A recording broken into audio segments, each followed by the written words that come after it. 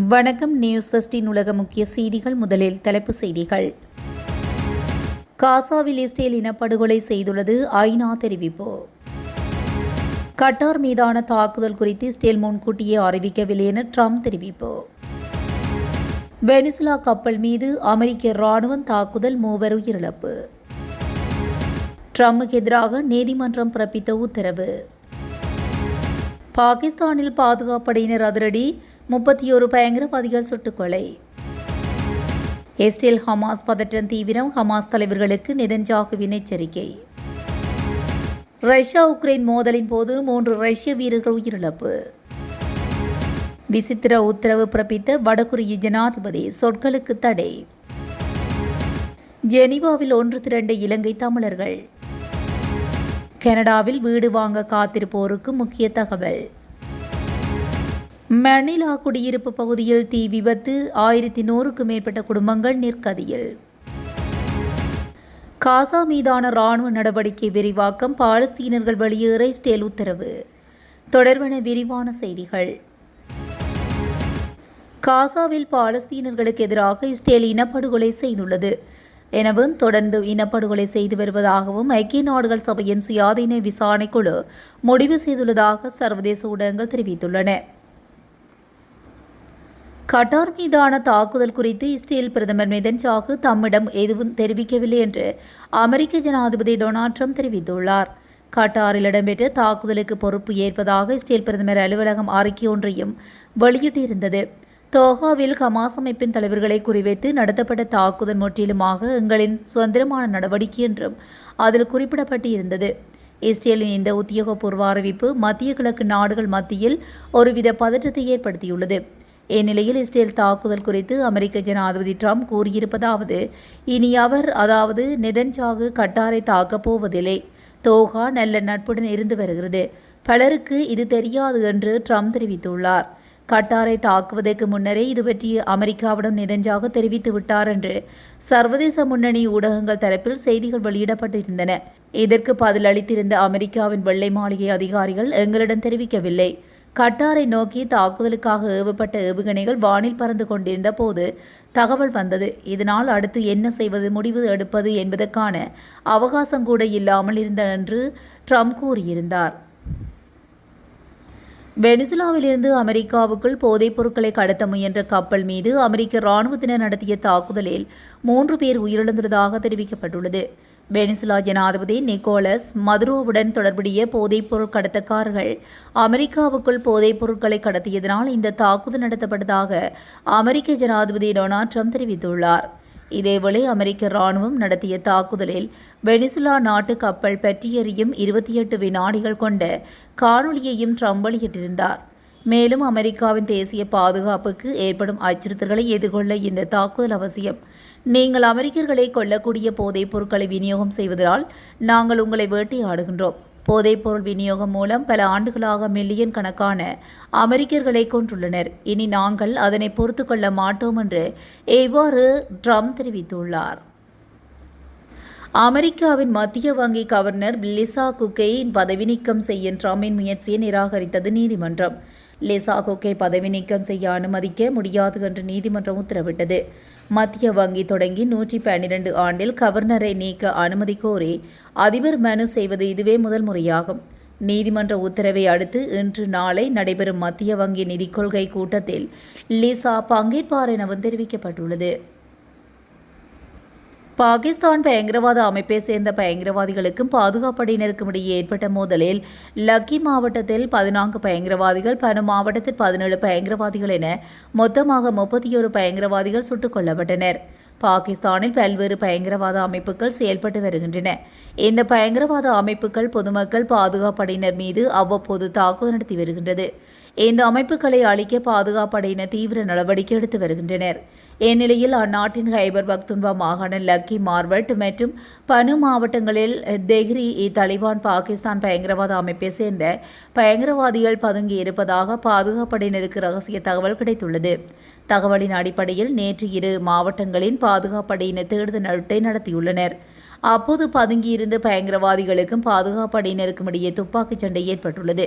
இந்த மோதலில் லக்கி மாவட்டத்தில் 14 பயங்கரவாதிகள், பனு மாவட்டத்தில் 17 பயங்கரவாதிகள் என மொத்தமாக 31 பயங்கரவாதிகள் சுட்டுக் கொல்லப்பட்டனர்.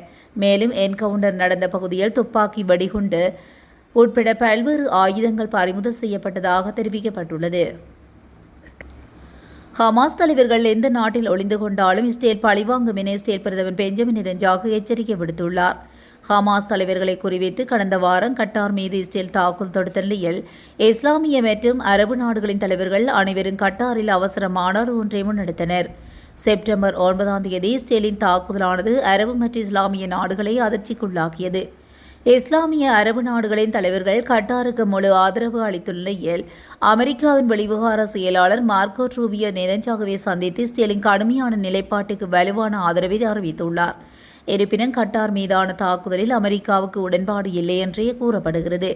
இஸ்ரேலில் நெதன்யாகுவுடன் இணைந்து ஊடகங்களை சந்தித்த ரூபியோ காசாவில் போரை முடிவு கொண்டு வருவதற்கான ஒரே வழி ஹமாஸ் படைகள் அனைத்து பணைய கைதிகளையும் விடுவித்து சரணடைய வேண்டும் என அவர் தெரிவித்துள்ளார். மேலும் இஸ்ரேல் கட்டாரை தாக்குவதற்கு முன்பு முன்கூட்டியே எச்சரிக்கப்படவில்லை என்றும் அமெரிக்கா ஒப்புக்கொண்டுள்ளமை குறிப்பிடத்தக்கது. உக்ரைனில் சிறப்பு படைகள் ரஷ்யாவின் ரயில் தண்டவாளங்களில் மேற்கொண்ட தாக்குதலில் 3 ரஷ்ய படையினர் உயிரிழந்துள்ளதாக தெரிவிக்கப்பட்டுள்ளது. உக்ரைனிய எல்லையிலிருந்து சுமார் 120 மைல் தொலைவில் உள்ள ஒரியாவில் உள்ள ரயில் தண்டவாளங்களில் இந்த தாக்குதல் சம்பவங்கள் முன்னெடுக்கப்பட்டுள்ளதாக தெரிவிக்கப்பட்டுள்ளது. மேற்கத்திய நாடுகளில் பயன்படுத்தப்படும் சில ஆங்கில வார்த்தைகளை தங்கள் நாட்டினர் பயன்படுத்தக்கூடாது என்று வடகொரிய ஜனாதிபதி கிம் ஜாங் உன் உத்தரவிட்டுள்ளார். அதன்படி காம்பெர்கர், ஐஸ்கிரீம், கரோக்கி உள்ளிட்ட ஆங்கில சொற்களை பயன்படுத்தக்கூடாது என்று உத்தரவிட்டுள்ளார்.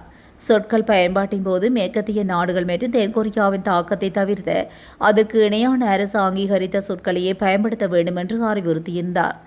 வடகொரிய ஜனாதிபதி உத்தரவை அடுத்து அந்நாட்டில் உள்ள அனைத்து சுற்றுலாத்தல வழிபாட்டுகளுக்கு எந்த சொற்களஞ்சியத்தையும் பயன்படுத்த வேண்டும் என்று பயிற்சி வகுப்புகளும் தொடங்கியிருக்கின்றன. இந்த வகுப்புகள் 3 மாதங்கள் வரை நடத்த முடிவு செய்யப்பட்டுள்ளன. அதிலும் ஐஸ்கிரீம் என்ற வார்த்தைக்கு பதில் எஸ்கிமோ என்ற வார்த்தையை பிரயோகிக்கப்படுத்தப்பட வேண்டும் என்றும், காம்பர்கர் என்ற சொல்லுக்கு பதில் 2 அடுக்கு இறைச்சி துண்டாக வெட்டப்பட்ட ரொட்டி என்று பயன்படுத்த வேண்டும் என்றும் உத்தரவிடப்பட்டுள்ளது. தமிழ் இனப்படுகொலைக்கு நீதி மற்றும் சர்வதேச பொறுப்பு கூறலுக்கான கோரிக்கைகளை மீண்டும் வலியுறுத்தி நேற்று சுவிட்சர்லாந்தின் ஜெனீவாவில் பாரிய பேரணி நடத்தப்பட்டுள்ளது. இந்த ஐக்கிய நாடுகள் மனித உரிமைகள் பேரவையின் 60வது அமர்வின் நிகழ்ச்சி நிரலில் இலங்கை இடம்பெற்றுள்ள நிலையில் இந்த பேரணி நடைபெற்றுள்ளது. இனப்படுகொலையை நடத்தியதற்காக இலங்கையை சர்வதேச குற்றவியல் நீதிமன்றத்திற்கு பரிந்துரைக்குமாறு சர்வதேச சமூகத்தை வலியுறுத்தும் வகையில் நூற்றுக்கணக்கான தமிழர்கள் ஐக்கிய நாடுகள் மனித உரிமைகள் பேரவைக்கு வெளியில் கூடி இந்த பேரணியை நடத்தியுள்ளனர். முன்னதாக தியாக தீபம், திலீபன் சாகும் வரை உண்ணாவிரதம் தவிர்ப்பை மேற்கொண்டு 38 ஆண்டுகள் நிறைவடைந்த நிலையில் பேரணியில் பங்கேற்றிருந்தார். அவருக்கு அஞ்சலி செலுத்தியுள்ளனர். கனடாவின் அண்மை காலமாக வீடுகளின் விலைகள் அதிகரித்துள்ளதாக கனடிய வீட்டுமனை ஒன்றியம் தெரிவித்துள்ளது. 2025 ஆகஸ்ட் மாதத்தில் கடந்த 4 ஆண்டுகளில் இல்லாத அளவிற்கு வீட்டு விற்பனை அதிகரித்துள்ளதாக கனடிய வீட்டுமனை ஒன்றியம் குறிப்பிட்டுள்ளது. அத்துடன் வங்கி வட்டி விகிதத்தை குறைத்தால் வாங்குபவர்களின் ஆர்வம் மேலும் உயரும் வாய்ப்பு உள்ளது என்று வல்லுநர்கள் தெரிவித்துள்ளனர்.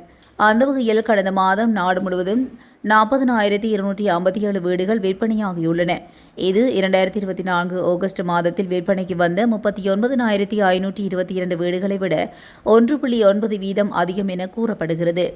அத்துடன் மாதந்தோறும் வீட்டு விற்பனை 1.1% உயர்ந்து வருகிறது. மார்ச் மாதத்திலிருந்து மொத்தமாக 12.5% உயர்வு பதிவாகி தொடர்ந்தும் 5வது மாதமாக வீட்டு விற்பனை அதிகரிப்பே காணப்பட்டுள்ளது. சாதாரணமாக அக்டோபர் காலத்தில் புதிய வீடுகள் சந்தைக்கு வந்தாலும் இந்த வாரம் கனடா வங்கி வட்டி விகிதத்தை குறைத்தால் வாங்குபவர்களின் ஆர்வம் மேலும் உயரும் வாய்ப்பு உள்ளது என்று வல்லுநர்கள் கூறுகின்றனர். பிலிப்பைன்ஸின் மணிலா நகரில் குடியிருப்பு பகுதியொன்றில் தீப்பரவல் ஏற்பட்டுள்ளது. தீ வேகமாக பரவி மக்கள் குடியிருப்புகளுக்குள் பரவியுள்ளதாக அந்நாட்டு அரசாங்க அலுவல்கள் நிவாரணப் பணிகளை முன்னெடுத்து வருகின்றன. இந்த தீப்பரவலினால் 1100க்கும் மேற்பட்ட குடும்பங்கள் தங்கள் வீடுகளை இழந்து தற்காலிக முகாம்களில் தங்க வைக்கப்பட்டுள்ளனர். உயிரிழப்பு எதுவும் ஏற்படவில்லை என அந்த நாட்டு தீயணைப்பு அதிகாரிகள் தெரிவித்துள்ளனர். தீ விபத்து குறித்த காணொலிகளை சர்வதேச ஊடகங்கள் வெளியிட்டுள்ளன. ஹமாஸ் அமைப்பின் கட்டமைப்புகளை அளிப்பதற்காக காசா மீதான ராணுவ நடவடிக்கைகள் அதிகரிக்கப்படுவதாக இஸ்ரேல் ராணுவம் அறிவித்துள்ளது. இதுகுறித்து இஸ்ரேலின் செய்தி தொடர்பாளர் அபிசாய் அட்ரி கூறுகையில், இன்று காலை முதல் காசா மீதான இஸ்ரேலின் நடவடிக்கைகள் விரிவாக்கம் செய்யப்படுவதாக கூறியுள்ளார். முன்னதாக காசா மீதான நடவடிக்கைகள் அதிகரிக்கப்படும் எனவும் அங்குள்ள மக்கள் வெளியேற வேண்டும் எனவும் கடந்த ஒரு மாதமாகவே இஸ்ரேல் அரசு தொடர்ந்து எச்சரிக்கை விடுத்து வந்துள்ளது. ஆனால் காசாவின் தெற்கு பகுதிகளில் தஞ்சம் அடைந்துள்ள மக்கள் கூட்டம் மற்றும் போக்குவரத்து செலவுகள் ஆகியவை அதிகரித்துள்ளதனால் வடக்கு காசா மக்கள் வெளியேற முடியாமல் தவித்து வருகின்றதாக தெரிவிக்கப்பட்டுள்ளது. இதுபோன்ற செய்திகளை உடனுக்குடன் தெரிந்து கொள்ள நியூஸ் ஃபர்ஸ்ட் உடன் இணைந்திருங்கள். நன்றி, வணக்கம்.